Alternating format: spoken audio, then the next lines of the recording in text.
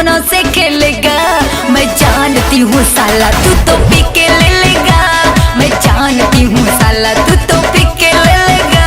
तेरी देख जवानी मनवा मेरा पापी हो गया।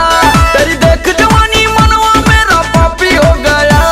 अब ले लेने दे, अब ले लेने दे, अब ले लेने दे डार्लिंग, लेक्चर काफी हो गया।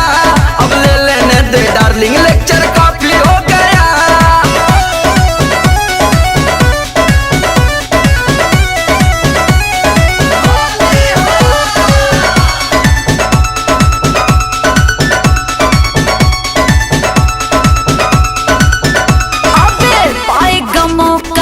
चढ़ लेगा तू, मेरी जवानी को पढ़ लेगा तू।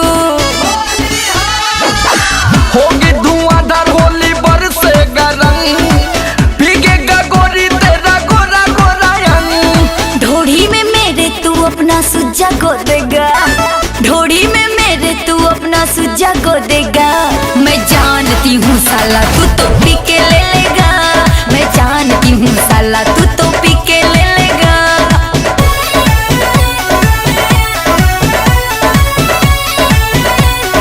पी के ले लेगा।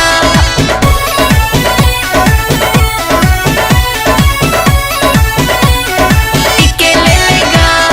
दिलवा बोले सारा रारा, होली का मौसम है प्यारा।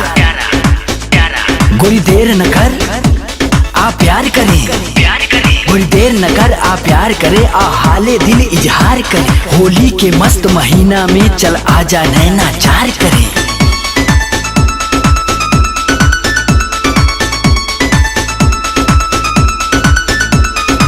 मानेगा नहीं बड़ा जिद्दी है तू, गड़बड़ करेगा साला मुड्डी है तू। होठों का रस अपने चख लेने दे, पिचकारी लहंगे में रख लेने दे। रंग बिरंगी मेरी पूरी बॉडी करेगा। रंग बिरंगी मेरी पूरी बॉडी करेगा। मैं जानती हूँ साला तू तो पी के ले लेगा। मैं जानती हूँ साला तू तो पी के ले लेगा। तेरी देख जवानी मनवा मेरा पापी हो गया। तेरी देख जवानी मनवा मेरा पापी हो गया। अब ले लेने दे, अब ले लेने दे, अब ले लेने दे डार्लिंग, लेक्चर काफी हो गया।